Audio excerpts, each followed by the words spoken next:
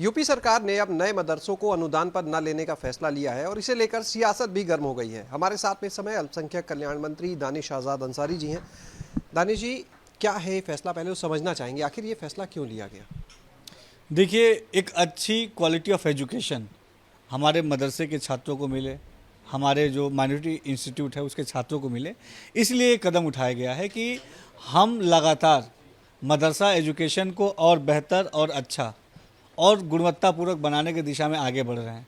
आप ये देखिए कि हमारी सरकार का फैसला था जिसमें आज जहाँ मदरसे का बच्चा एक तरफ दीनी तालीम हासिल कर रहा है तो उसके साथ साथ वो आधुनिक शिक्षा से भी जुड़ के साइंस, मैथ्स, कंप्यूटर जैसे सब्जेक्ट्स पढ़ रहा है, उसके रोज़गार में उसको मदद मिल रही है, वो अपने जीवन में आगे बढ़ रहा है और समाज के मुख्य धारा से जुड़ रहा है। इसी तरह आप देखिए कि एनसीसी हो गया या एनएसएस हो गया, इन चीज़ों को भी हमने मदरसे में लागू किया, तो इससे क्या है, उसके ओवरऑल डेवलपमेंट हो रहा है। तो हम अपने स्टूडेंट्स के ओवरऑल डेवलपमेंट के लिए काम कर रहे हैं, एक अच्छी क्वालिटी ऑफ एजुकेशन के लिए काम कर रहे हैं और हमारे जो भी फैसले हैं वो तमाम हमारे छात्रों के लिए, हमारे युवाओं के बेहतरी के लिए हैं। क्या लगता है अब आगे और मदरसों की अभी ज़रूरत फ़िलहाल नहीं है? नहीं, लगातार हम अपने इंफ्रा को डेवलप कर रहे हैं। आप देखिए, अल्पसंख्यक बाहुल बस्तियों में, क्षेत्रों में हम आईटीआई डेवलप कर रहे हैं, गर्ल्स वुमेन्स कॉलेज डेवलप कर रहे हैं, लगातार वहाँ के इंफ्रा डेवलपमेंट के लिए काम कर रहे हैं, मदरसों को भी हम आधुनिक बना रहे हैं। तो हम लगातार अपने इंफ्रा को, अपने एजुकेशन को और अच्छा और डेवलप बनाने की दिशा में आगे बढ़ रहे हैं। वर्तमान में अगर आंकड़ों की बात करें तो जो आधुनिकीकरण योजना के तहत मदरसे हैं, अनुदानित हैं, उनकी क्या स्थिति? देखिए, हमारे पास पूरे उत्तर प्रदेश में लगभग 558 जो एडेड मदरसे हैं, 4442 के करीब आधुनिकीकरण वाले मदरसे हैं। तो हमारे पास एक अच्छा सिस्टम है जिससे हम एक अच्छी एजुकेशन अपने माइनॉरिटी को दे पाएँ, अपने मुस्लिम छात्रों को दे पाएँ, अपने मदरसा छात्रों को दे पाएँ। तो हम इन चीज़ों को और अच्छा और बेहतर बना पाएँ, क्योंकि हमारा मानना है कि शिक्षा वो ज़रूरी चीज़ है जिससे हम समाज को एक सार्थक बदलाव दे सकते हैं। तो हम अपने अल्पसंख्यक समाज को, अपने मुस्लिम समाज को एक अच्छा शिक्षित नागरिक बनाने की दिशा में आगे बढ़ रहे हैं। हज कमेटी के चेयरमैन है मोहसिन रजा साहब, पहले विभाग के मंत्री रहे, वो भी ये कह रहे हैं कि पिछली सरकारों ने चहेतों को फ़ायदा पहुंचाने के लिए तमाम मदरसे अनुदान पर दे दिए थे। देखिए, हमारा फोकस है कि हम जो हमारा इंफ्रा है इसका कैसे मैक्सिमम यूटिलाइजेशन अच्छे तरीके से करें और हम लगातार इसी दिशा में काम कर रहे हैं।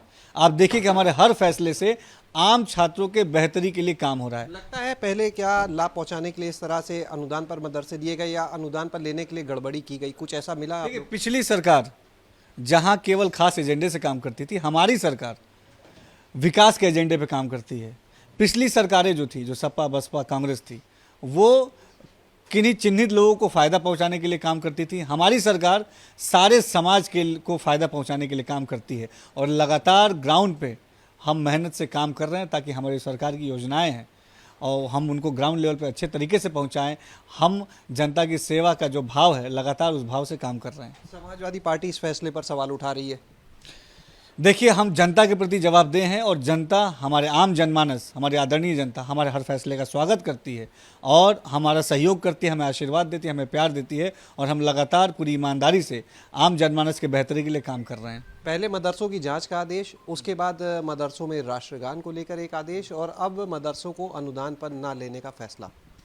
देखिए, मदरसों की जो जांच हुई वो आम मुस्लिम लोगों के द्वारा जो शिकायतें आती थी, क्योंकि हमारा जो एजुकेशन सिस्टम है वो हम छात्रों को ध्यान में रख के करते हैं, तो हम उनकी शिकायतों पे हमने गंभीरता से विचार किया और जो भी कानूनी कार्रवाई की प्रक्रिया के तहत हम जांच करवा रहे हैं।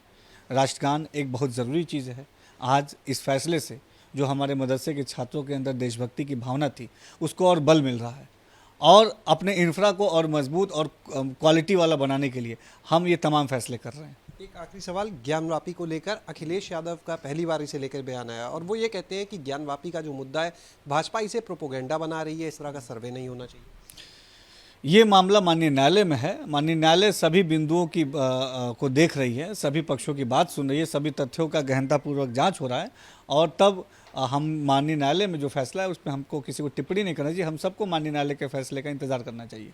बहुत बहुत शुक्रिया बात करने के लिए। तो ये थे हमारे साथ में दानिश आज़ाद अंसारी, जिनका कहना है कि मदरसों को लेकर जो भी फैसले लिए जा रहे हैं वो उनकी बेहतरी के लिए लिए जा रहे हैं, उनके सुदृढ़ीकरण को लेकर लिए जा रहे हैं फैसले। और चाहे फिर बात हो राष्ट्रगान की, चाहे बात हो मदरसों की जांच की, या फिर उन्हें आगे अनुदान पर न लेने की। कैमरा सहयोगी हरिओम के साथ शैलेश अरोरा, एबीपी गंगा, लखनऊ।